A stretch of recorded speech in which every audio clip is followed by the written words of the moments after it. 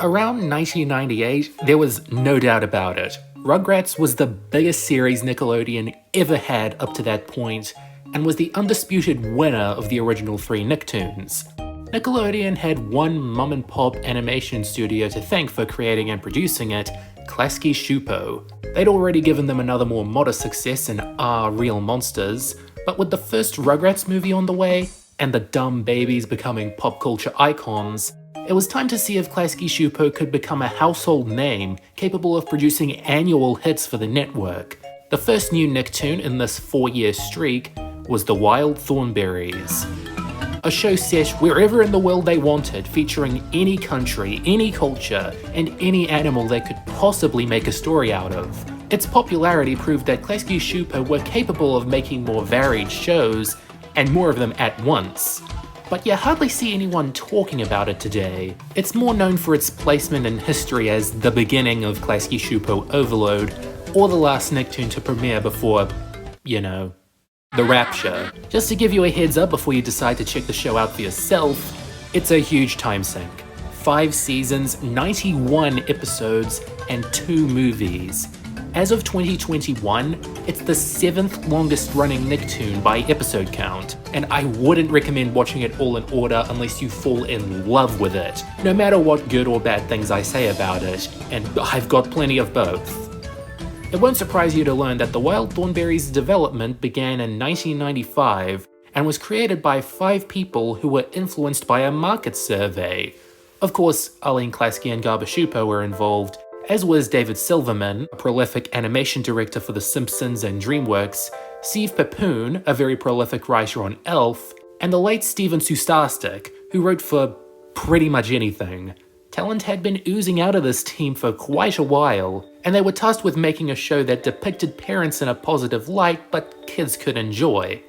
You wouldn't know by looking at this rare concept art. This is all I could find from this period of the series' development, but the art style was thankfully massively refined by the time they went into full production, as can be seen by this 11-minute pilot episode, only ever screened during a 1998 Big Help marathon.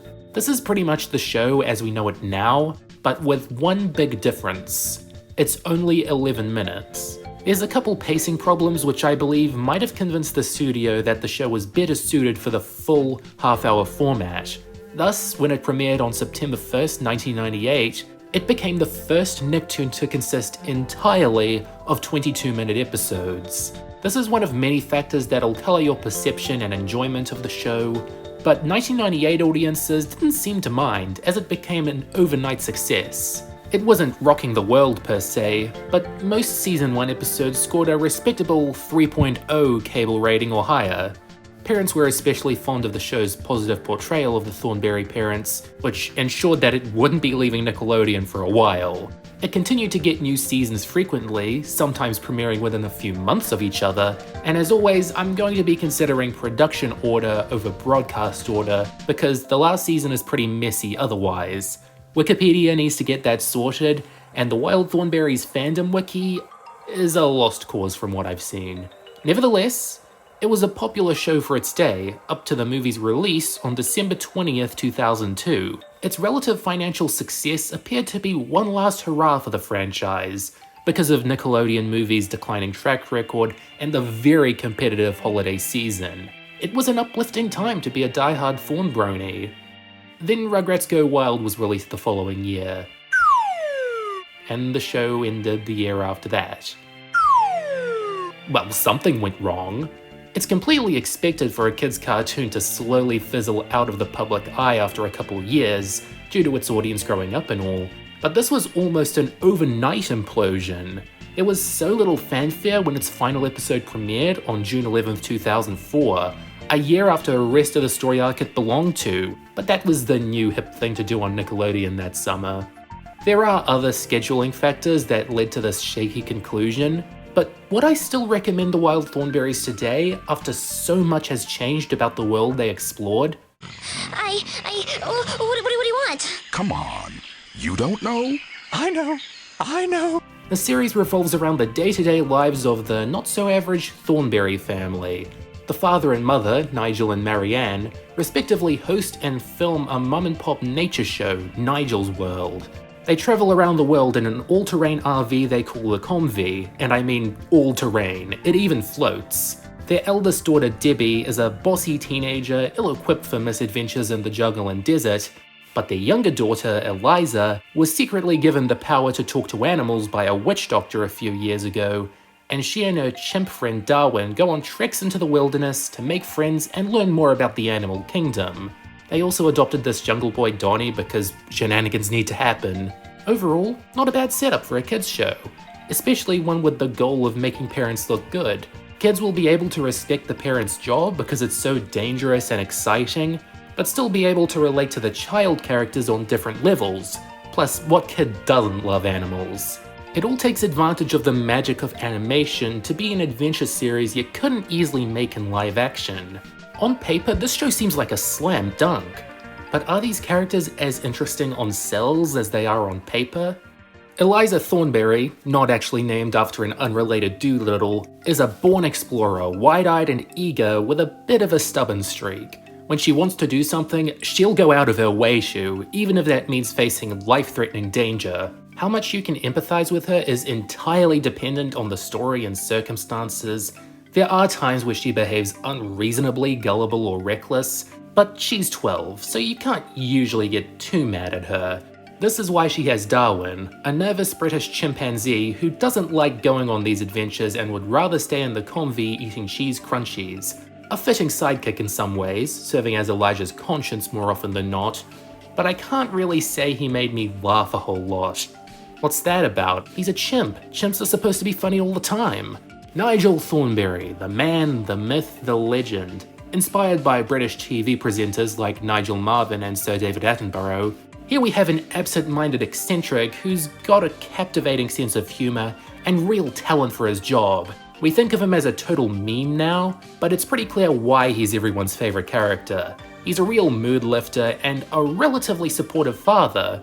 His wife Marianne isn't quite as quirky, the most she gets is an irrational disdain for her mother, but they depict her as a smart and competent mother that can save the day on occasion. Not much else to say about her other than she's more like Eliza's sister Debbie than you first expect. Debbie is a short-tempered, self-absorbed 16-year-old prone to complaining about her life on the road. She's a character I can't really say I enjoy watching, but there is a relatability to her that I'm sure some viewers will get behind. Her complicated chemistry with Eliza in particular can come off as either endearing or awful too, depending on the story. Donnie's the wild child they just found in the wilderness one day, and I can't really say he's all that funny, interesting, or useful. He's a quick and easy headache machine that was only added to appeal to boys or really little kids. Last of all is Grandma Sophie, a later addition first popping up in Season 3, a kind-hearted nan who's happy to show off her wilderness training.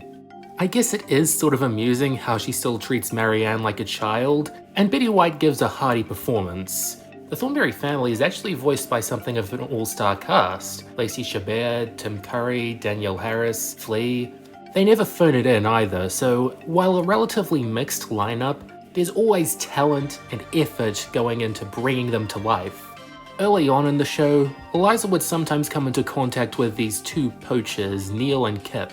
They've got the right amount of scare factor and remain fairly competent, but they were put on the bench after Season 3 as the focus of the show shifted, as I'll explain later.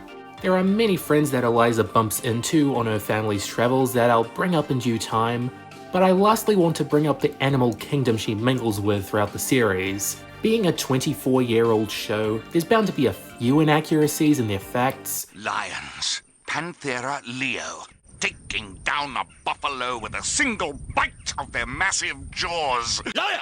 But there's an impressive variety to whom Eliza and Darwin bump into. They don't just constantly go to monkeys or elephants, there's a ton of species encountered of all shapes and sizes. And they're sometimes voiced by guest stars. Sometimes the choices are very inspired. I mean, Eartha Kitt as a lioness? Perfect casting. Other times, it's whoever they had walking around at Nick at the time. It adds up over the course of the series into a massive catalogue of voices and animals, but but also a product of its time in regards to the facts and the stars.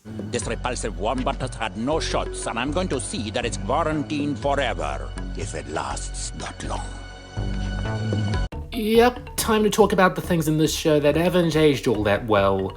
The fashion, the art, and indeed its depictions of foreign cultures are very tied to the 90s. It's rather clear with Debbie's clothing and obsession with grunge music in the first 2 seasons. Just a reminder that grunge went out of style around 1995, a while before the show began and a lifetime before it ended. I guess that's a relatively cute thing about the show's retro status, that we can have some fun finding all the dated references. But there's the big elephant in the room over whether their encounters with certain foreign cultures can come off as antiquated or racially insensitive to a 2020s audience. The way I see it, the show set out to be respectful and educational in their depictions of these cultures, but they always have a foot in the past. For instance, an early episode has a subplot where the Thornberries discover a Brazilian village and assume it to be primitive, but it turns out they're up to date on technology and even have internet access.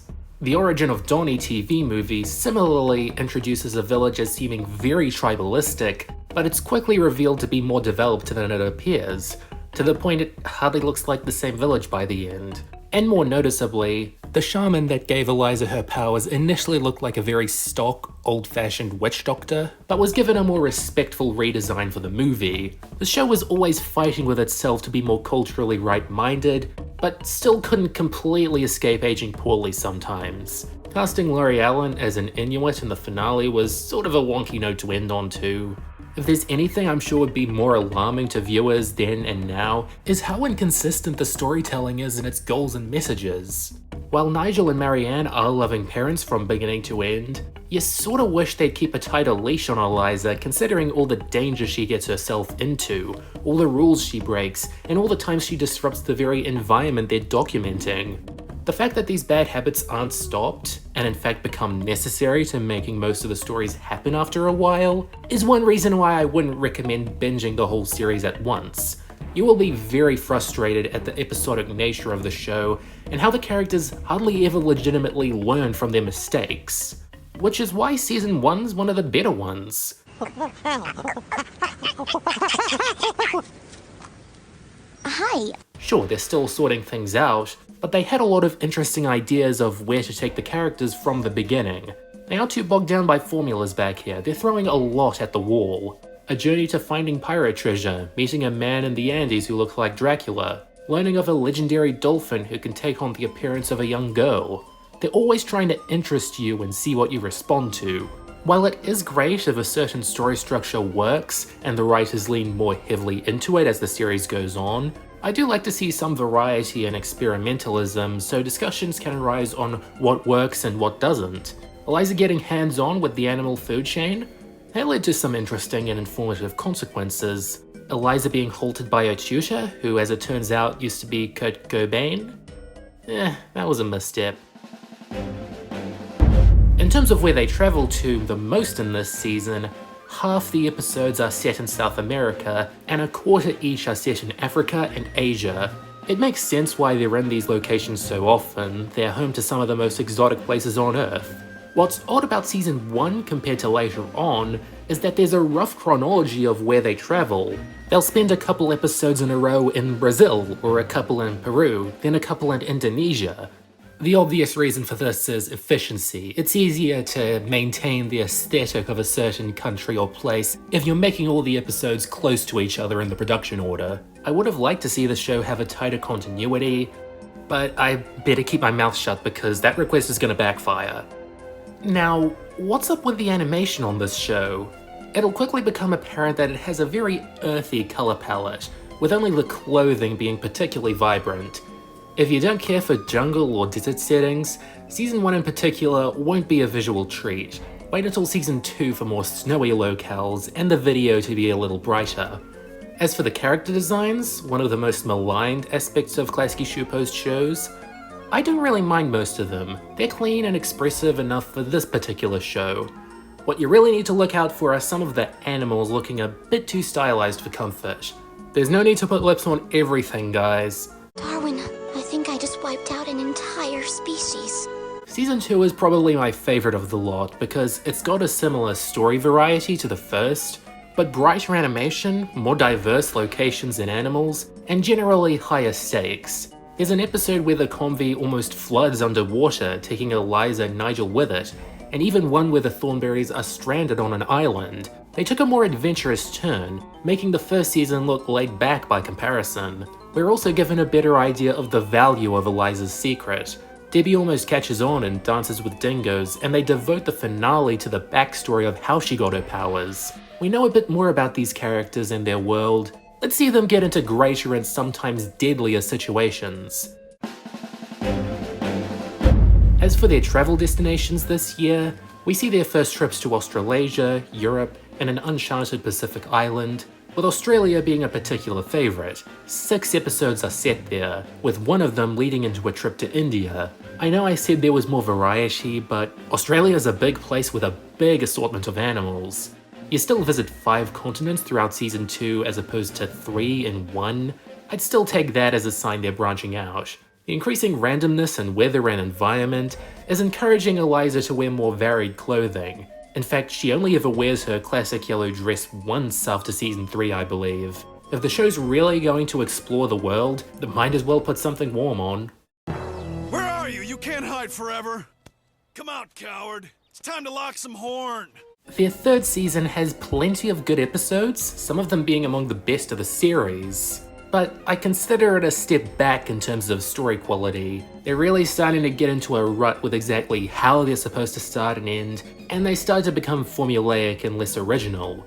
This, of course, makes it all the more frustrating when they're still episodic. The characters' behaviors are getting more repetitive and predictable. Season 3 was the first to be colorized with digital ink and paint, and man, while the colors have gotten even more saturated, I still think these designs look better on cells. It's a case where the backgrounds are getting more appealing to the eye, but the characters now look like relics.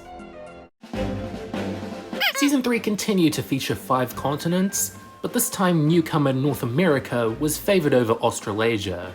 They explore the non-contiguous states, Alaska and Hawaii, to avoid getting too close to home. Africa continues to tie the other leader, and Asia and Europe get their chances to shine as well. There was an effort to explore the cultures of these nations a little more, their legends, holidays, and rituals. It's not a major focus, but it assists with the explorative and educational elements of the show. I am not a kid. I'm a teenager. You don't turn 13 for 4 more weeks. We're the same age. No, we're not. You're still a kid. What?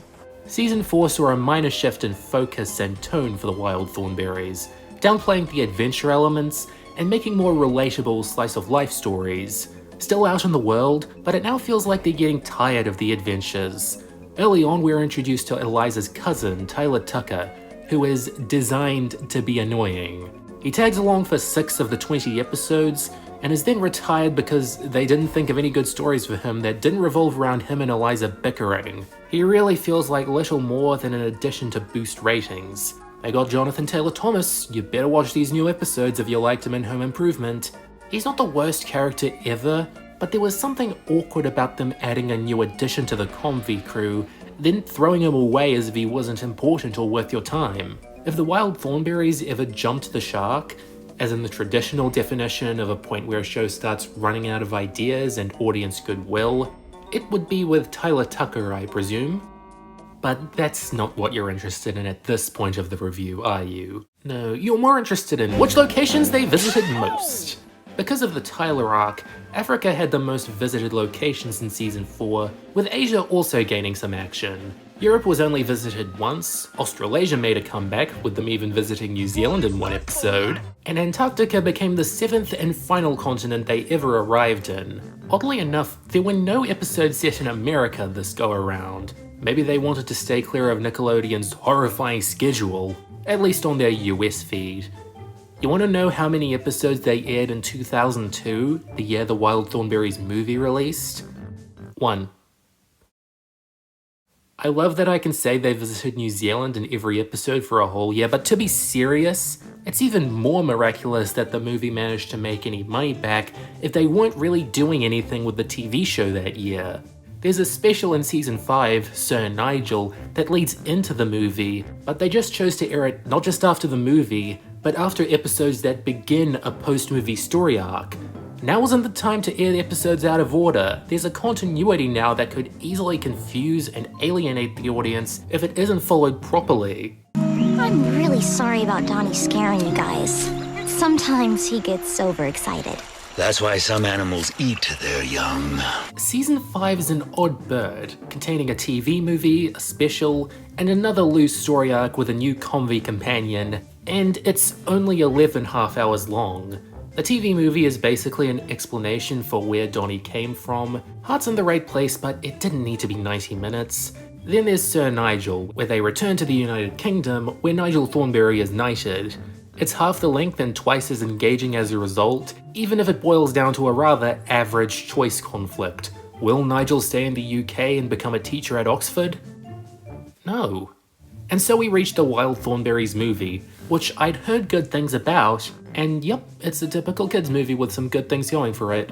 After a very intense scuffle where Eliza fails to save her cheetah cub from poachers, Nigel's parents finally convince him and Marianne that the wild is too dangerous for Eliza to spend her life in, and she's sent to a boarding school in London. Darwin tags along and they manage to escape. Then it's back to bigger Wild Thornberrys mishaps for the silver screen. The London detour is a little undercooked, I feel, but I really do like the way they take the story in the last third. The villain, played by Prince Charming from Shrek, is pretty scary compared to the older poachers, and the scene where Eliza reveals her secret and her powers escape her must have been incredible to see in theaters. I really do love the animation in this movie. It's cleaner, smoother, and livelier than ever before. The humor is kind of hit or miss for me. These butt jokes don't feel integral to the story, they feel like executive mandates. And The Simpsons lied to you, this movie does not feature a wildebeest from the hood. But I'm willing to say this movie has a solid emotional core. Father and Daughter was a surprisingly good song for a movie like this, and it's worth seeing for the status quo change. Debbie now officially knows of Eliza's powers, an event that had been foreshadowed for a pretty long time actually. And I can talk to animals, but nobody knows. What? And is led to believe she'll turn into a baboon if she ever tells another soul. How do they follow this up? With trash. When the Wild Thornberrys returned to TV in 2003, pop sensation Shane G starts working with Nigel Thornberry for some reason, and Eliza and Debbie both fall in love with him. Let the dumb love triangle commence. On its own, this hardly does anything with the potential the movie unlocked, and was just another phoned-in story arc because they got another celebrity to tag along. It stings all the more that this is how the series ends, with Eliza falling for a pop star who showed little regard for the nature and animals he encountered. It really makes you wonder if at this point they could write an original story with the characters that was anywhere near as interesting as our annual checkup on the places they visited. Only 3 spread across just as many continents. Due to all the extended stays, there really wasn't any rich variety in the lands explored, animals met, or indeed the stories told. Adding all the totals up, a total of 24 stories were set in Africa, more than any other continent, followed by Asia, South America, Australasia, Europe, North America, with Antarctica and an uncharted Pacific island in dead last. Australia was the most visited country, however, being the setting of 9 episodes, and Asia was the only continent to be visited in every season. That should give you a good idea of where they felt these characters flourished the most. But I'm not done yet.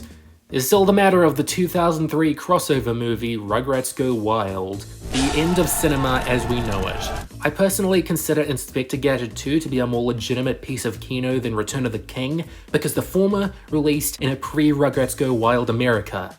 What happens in this movie? The cast of Rugrats almost die on a dinky vacation cruise, then wind up on an island where the Thornberries are residing. Nigel gets head trauma and thinks he's a baby at one point, Chucky and Donnie switch places, Angelica and Debbie find common ground, and Eliza and Darwin run into Spike, voiced by Bruce Willis. Now, this is a ripe opportunity to see and hear a house pet's thoughts and feelings rather than those of wild animals. It's a fresh new frontier to explore. Plus, it involves a dog audiences had gotten to know for 12 years. The problem is that Spike isn't funny at all. You don't get the sense he was allowed to improvise. He's just reading the lowbrow lines they fed him about diapers and cats. It's saying something when my favorite parts of the movie were Angelica and Debbie hanging out. It shows how similar they are, and feels less like a complete waste of time than the main stories. Yes, I like it more than the absolutely bonkers climax, where Nigel Thornberry and the Rugrats are running out of oxygen in a bathysphere, and he has to comfort them as they slowly die. It doesn't make me sad, it doesn't make me worried about the characters, it just surprises me that this is in an actual movie, released in theaters. I'm no Rugrats expert, I've hardly seen much of the franchise after season 5, so don't take my word on if this is among their worst projects, but Rugrats Go Wild is a very mindless animated movie in its own right, and doesn't leave the Wild Thornberries with a suitable last hurrah. Because gripes aside, there were several really good episodes early on that ought to be remembered fondly when the sensitive side of Nickelodeon is brought up. Black and White and Mum All Over had a very uplifting portrayal of Debbie, having her babysit a lost baby panda and not screw it up. Plus the scene where the mother panda retrieves her son and he sees her for the first time is very heartwarming, makes the episode for me. Rain Dance is a pretty dramatic one. The Thornberries get stuck in a desert when the convoy breaks down, and are eventually convinced of a rain dance ritual to have a chance of saving their lives. The early seasons were pretty whimsical, so I can fully believe this actually worked, making it all the more rewarding. Eliza Ecology is the sort of episode I was fine with them doing once or twice, so it's good that they did it very well the first time. Eliza helps a finch out when it's starving, and unwittingly disrupts the animal food chain of the Galapagos Islands. Sure, that's irresponsible, but it's the first time they needed to teach a lesson about how delicate the animal kingdom is. Reef Grief is an intense one. Eliza and Nigel head into the Great Barrier Reef, but danger catches them at every corner. If you're afraid of the ocean, this'll have you on the edge of your seat. Hopefully now after this experience, they can do more with Eliza than drive home her irresponsible traits, right? Pal Joey is another episode set down under, but the Joey Eliza has to learn to tame has a pretty American voice. As a matter of fact, he's voiced by Tom Kenny, and sounds exactly like SpongeBob. Oh, that was fun. Know what you are? You're fun. I love it just for that. It's still a fun adventure besides. The Temple of Eliza is a really solid time that couldn't be topped by most others. Eliza convincing a pack of jaguars that she's royalty is just a fun, silly premise, but they keep it down to earth by having Eliza miss her family and friend. I think that's something every kid feels like doing, living with animals, and this is a good reminder of why that wouldn't be fun for long. Forget Me Not was designed to be a big tearjerker episode, and it certainly did its job. Eliza gets to talk to an elephant that saved Nigel's life once as a student for about a day before it dies. The scene they share together is pretty touching, and Marion Ross was a great casting choice for Rebecca the elephant, all things considered. Nigel Knows Best would have to be my favorite episode, for being another great team up with Eliza and Nigel, where the duo goes on a trek through the Andes, and we get one of our first clues that Nigel isn't always as silly as he looks. He's an experienced explorer, skilled at survival, and a caring, supportive father all rolled into one. If that isn't smashing, I don't know what is. But this show could be pretty crummy sometimes. Island trade is among Tyler's biggest crimes against humanity. The kids head to a market in Zanzibar and he trades the convy for a dress for Debbie. Their struggle to get it back isn't the worst, but I'm not willing to forgive him for that. Two's Company is the one where Eliza finds out about 2 Galapagos turtles that appear to be the last of their kind, and their potential romance is filmed. Really awkward, and honestly really slow and grating even for an episode about tortoises. Way to go, Wild Thornberries, you made genocide lame. Monkey See, Monkey Don't is utterly useless. While there is a lesson about not being so easily conned, having Eliza giving all her family's food to temple monkeys was an unreasonable extreme. Wikipedia says that this is the episode where she learns the value of Darwin's friendship. 51 episodes in. Ice Follies is a boring Shane episode where he, Eliza, and Donnie almost boringly drown in Alaskan waters, and Debbie boringly takes 5 years to notice this. Really not a lot to say here. It doesn't make the Shane arc any more enjoyable or interesting either. Bad Company earns its name with some of the most annoying characters you'll ever see on 90s Nick. These marmosets are simply a chore to watch. I get it, they're the baddies. We aren't meant to empathize with them, but that doesn't mean they should be a pain just to listen to. Clash and Learn is a boring Shane episode where he starts to get along with Eliza's old friend Kit, much to her concern. The most exciting thing that happens is the hardest to watch, them making a game out of disrupting bisons. Cheetahs Never Prosper is one of the most egregious examples of the show's status quo. Marianne explicitly tells Eliza what animals are like during a drought, forbids her from mingling with them, and even threatens to send her back to America. She does it anyway. Then the episode forgets to punish her by going on a flood adventure. Pamela Alden, you deserved a far better story. April Fool's Day is just an immature and frankly concerning one where Eliza, Tyler, and even Marianne all take their love for the holiday way too far. There's a time and a place to pull pranks, and in the middle of the Okavango Delta isn't the place, primarily for parents. At least the B-plot where Nigel has to catch Debbie up with her schoolwork has some good jokes. He's always something you can rely on even in the worst episodes. So, in conclusion, there were a couple problems with keeping the Wild Thornberries going for 5 years, but I would never call it a bad kids show. It had some great moments where the characters could really shine, and a majority of their stories were respectful and educational about the many places visited. There's a lot of worse shows you can put on for your kids in that regard, but at the same time, there's no need to be a completionist, not because not every episode's a winner, but because of how the media landscape has changed since 1998.